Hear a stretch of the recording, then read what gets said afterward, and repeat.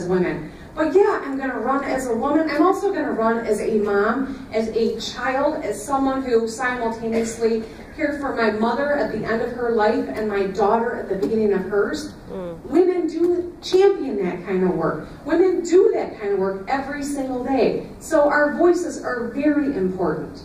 They say the 5 most stressful things that happen to you are the birth of a marriage, the birth of a child, the death of a loved one, starting a new job, and moving your home. All 5 of those things happened to be my first term in the legislature. I nursed my mother toward the end of her battle with brain cancer while I had just given birth to my daughter 2 months before.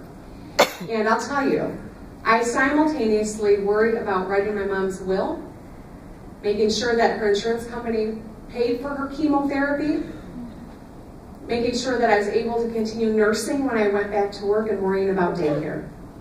And I recognize as a legislator, I had a lot of flexibility most women don't have. As a legislator, I had resources that a lot of women don't have. But that experience is exactly why we need women at the table every day. And for all of us.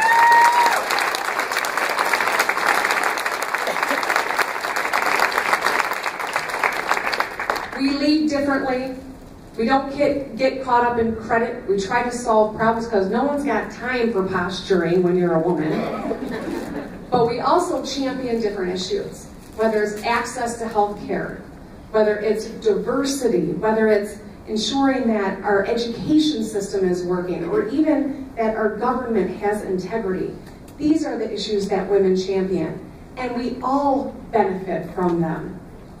When I was in the House, I'll tell you that I sat at the leadership table when we were making final budget decisions. And when the state budget's $40 billion, it touches us in many ways you don't even think of, whether it's Planned Parenthood, or it's our schools, or it's the criminal justice system. Those decisions impact us every single day. When I sat at that table as the top person on the budget for the Democrats in the House, I sat next to my leader, Diane Byram. Across the table was a Republican woman who was the head of appropriations, Shirley Johnson. At the head of the table was a governor named Jennifer Granholm. Yeah. So out of 9 seats at that table, 4 were women. My last term in the Senate, I was the only woman at that table. And when those meetings happen now, there's not one. When I took my oath as the leader of the Democrats in the Senate, I looked around the chamber of 38 members and realized there were more men named John than women. Think about that. We wonder why we can't get pay equity done. We wonder why child care is one of the most expensive in the country in Michigan, because the people making decisions don't represent all of us.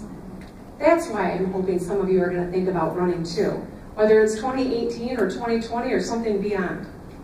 Because as Pat Schroeder once said, if you're not at the table, you might be on the menu. So right now, we've got an amazing amount of movement. I came from a UAW meeting this morning, a women's group of the UAW, and they had just gotten off the